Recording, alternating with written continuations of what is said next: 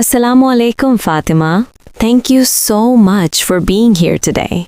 Walaikum Assalam, Sara. Thank you for inviting me. I am really honored to share my story. You recently became a mother. Can you take us back to those first few weeks after delivery? What was that time like for you? Honestly, everyone saw the happiness, but behind that happiness, I was struggling deeply. 3 weeks after delivery, I would look at myself in the mirror and barely recognize the woman staring back at me. Dark circles, pale face, constant weakness. Even holding my baby felt physically painful sometimes. My hands would tremble. I kept asking myself, why is motherhood so hard? That sounds incredibly overwhelming. What were your nights like?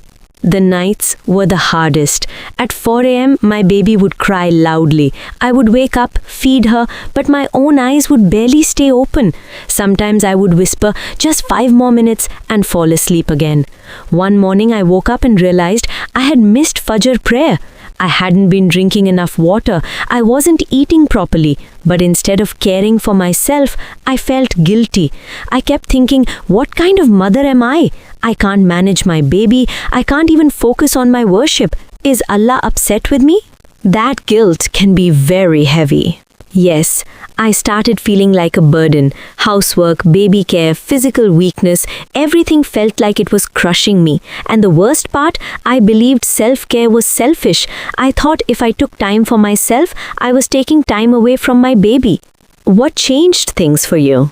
My mother came to visit one afternoon. She looked at me and immediately knew something wasn't right. My face was pale, I was irritable, exhausted. She made me sit down and gave me a glass of water mixed with honey. I broke down crying and told her, I feel like I'm dying. I have no strength left.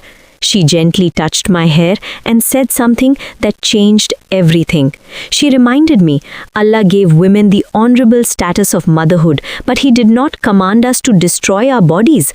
Allah does not burden a soul beyond what it can bear. That hit me deeply. She told me about the story of Maryam alayhi salam. Even in her most difficult moment, Allah instructed her to shake the palm tree and eat fresh dates to nourish herself. My mother said, if your body has no strength, how will you worship? How will you care for your child? That was my wake-up call. So, what practical steps did you start taking? I didn't change overnight. It wasn't magic. It was discipline. First, I focused on nutrition. I started eating dates every morning. I added nourishing breakfast foods like barley porridge, more protein, eggs, lentils, spinach. I kept a large water bottle beside me and drank water after every feeding session. Then I added gentle movement, 10 minutes of deep breathing 3 times a day, light walking inside the house or balcony, no intense workouts, just small, consistent effort. I also realized something simple but powerful. Hygiene affects mood. I started bathing regularly in warm water, wearing clean clothes, combing my hair, applying a light fragrance. When I looked neat, I felt human again. I also followed my baby's sleep schedule. When she slept, I slept. I stopped trying to be perfect. And spiritually, I focused only on obligatory prayers. If I didn't have the strength to stand, I prayed sitting down. I made zikr while holding my baby. I understood caring for my baby is also worship. And how did you feel after a month?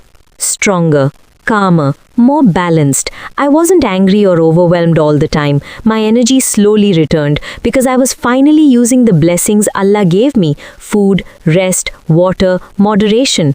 When I looked in the mirror, I didn't see a broken woman. I saw a mother growing stronger. Subhanallah, what a powerful reminder. Motherhood is not about destroying yourself. It is about nurturing another life while maintaining your own.